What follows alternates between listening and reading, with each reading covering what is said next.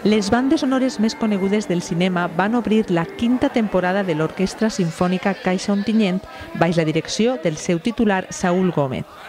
Els músics que composen l'orquestra van interpretar les notes de títols com Star Wars, Gladiator o Pirates del Caribe, les quals van convertir el Teatre Chegaray en un escenari d'autèntica pel·lícula.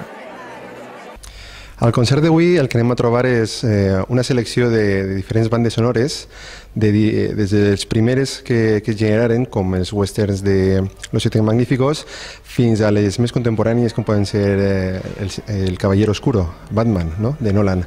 És un concert molt atractiu perquè barregem diferents estètiques musicals dins de les bandes sonores, des del cine d'aventures, passant per els drames, i la veritat que serà un concert molt atractiu per a tots els públics i que de segur gaudirà moltíssim. Aquest programa busca explorar al màxim les possibilitats i els recursos orquestrals de la formació, oferint una sonoritat diferent a la que acostuma.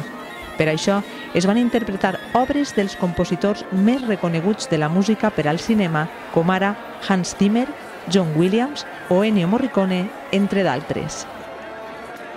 I bueno, després continuarem amb un concert d'homenatge al 350 aniversari de l'ermita de Sant Esteve, on farem un repertori que abarca diferents composicions des del barroc fins a la música contemporània, no? I tindrem l'estrena d'una obra que es dedicarà a l'ermita de Sant Esteve per Saúl Gómez, que és el director, com sabeu, titular de l'orquestra.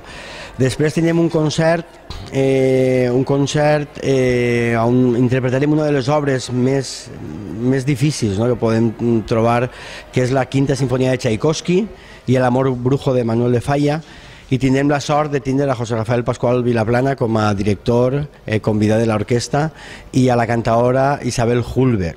Després tindrem també en el mes d'octubre el concert del 225 aniversari de Josep Menchor Gomis, on farem tota la seva música en aquest any d'aniversari, i acabarem amb una altra de les obres, jo crec, mestres de la història de la música, que és la Quinta Sinfonia de Beethoven, i el concert de violoncel per a orquestra del fill de Bach.